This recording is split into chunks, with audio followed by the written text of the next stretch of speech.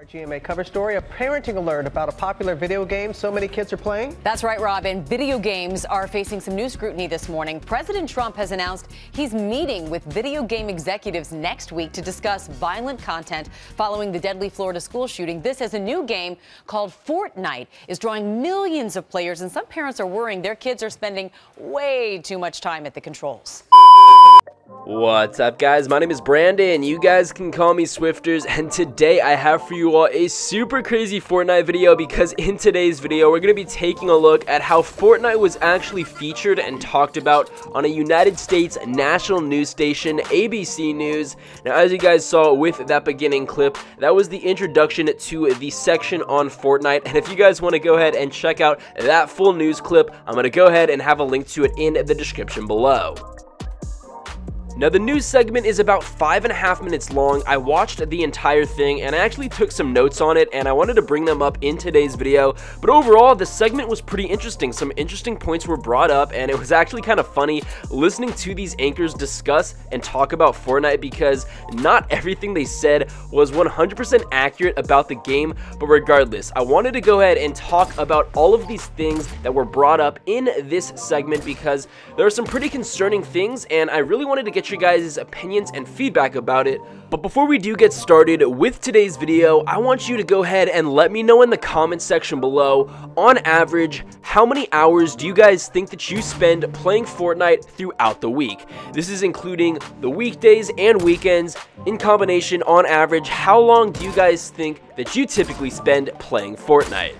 So guys, let's get started with today's video. Now, as I said earlier, there were a lot of very interesting points brought up in the news segment, and I've wrote a few down that I found to be the most noteworthy that I wanted to talk about in today's video.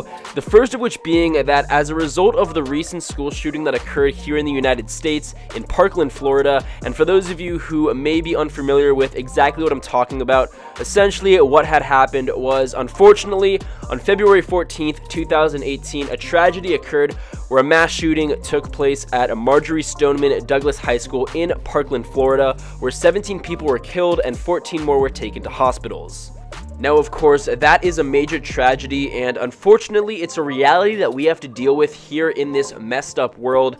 I honestly don't want to get too political about it, but as a result of that shooting, a lot of people were calling for gun reform in both the United States, and the international community was really voicing their opinions about domestic reform here in the United States. And crazy enough, a lot of people were using violent video games to be an explanatory factor that could potentially drive people to commit these atrocities. Now, there have been multiple studies conducted to see if there's any correlation or link to violent video games and increased levels of aggression. Some have warranted that playing violent video games does lead to increased levels of aggression.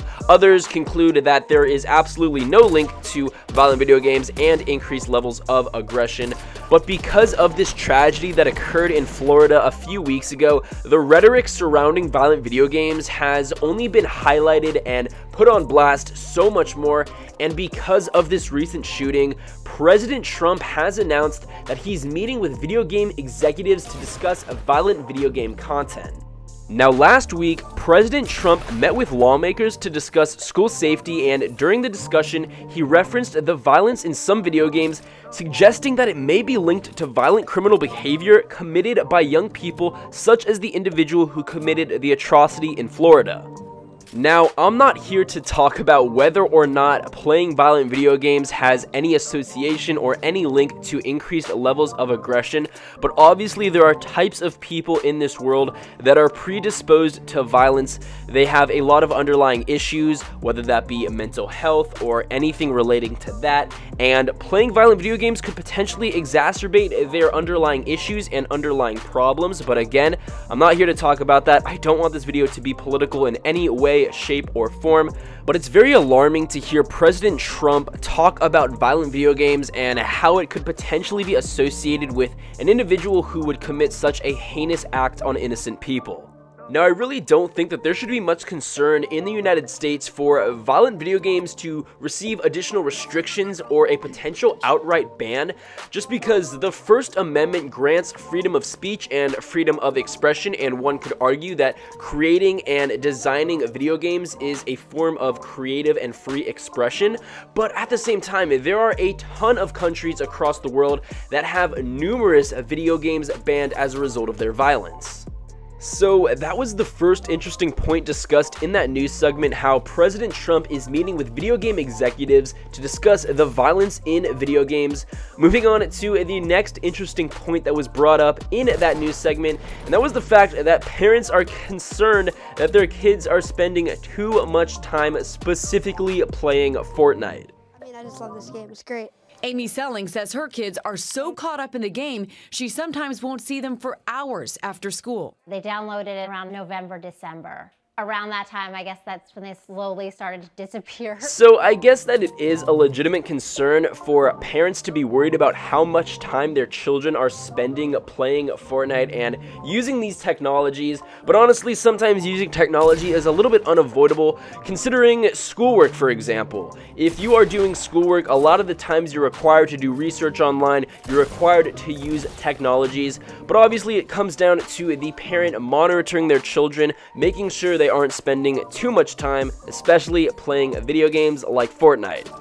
Now, the crazy thing is, in this news segment, they discuss how this year, in a controversial decision, the World Health Organization recognized gaming disorder as a new mental health issue. Now, gaming disorder can encompass the following: impaired control over gaming, increasing priority given to gaming to the extent that gaming takes precedent over the life interests and daily activities, and continuation or escalation of gaming despite the occurrence of negative consequences.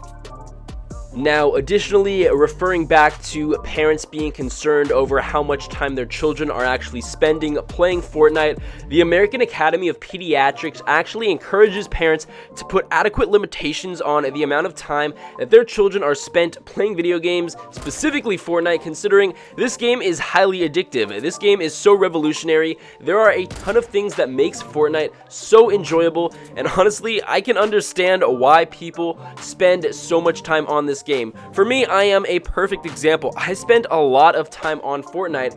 At the same time, I don't let it become a priority in my life. I do the best that I can to balance everything else going on in my life, whether that be my social life, my schoolwork, or anything that comes my way. And I can understand why people could potentially develop a gaming disorder. I find it highly odd that that's now an actual mental health disorder classified by the World Health Organization, but I can understand why people can become highly addictive, especially to this game. Now, the news segment did a very nice job not just bagging on Fortnite and bagging on violent video games in general. They also talked about a lot of the benefits that playing video games and playing Fortnite could potentially have on an individual. The first of which being that playing Fortnite and video games in general creates a social experience and allows individuals to bond over a certain activity.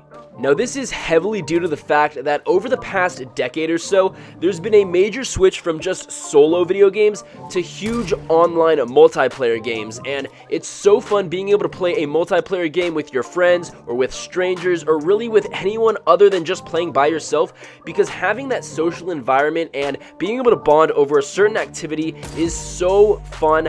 I don't know about you guys, but when I'm playing Fortnite with my friends, I'm having some of the best time, and not only that, I live with a bunch of roommates and we're all really close.